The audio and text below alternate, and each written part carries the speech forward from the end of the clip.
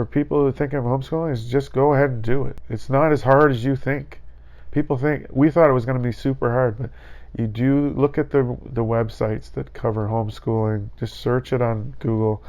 We're going to be recommending some sites as well, so stay tuned for that. And just read about it. There's books you can get. We'll probably recommend some of those books as well. And just go ahead and do it.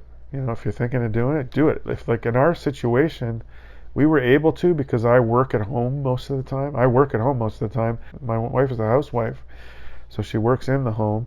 I work at home, so we're both around. We can help her out with if she needs help. But the Robinson curriculum is very hands-off with parents. All you have to do is check their answers from the math and tell them what they got wrong. But pretty much that's it. It's very minimal involvement from the parents in terms of what you have to do. So it's very relaxed. It's good.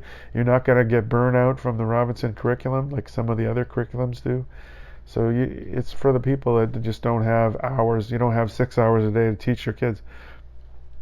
They can do it themselves, which is great. So that's another plus for the Robinson curriculum.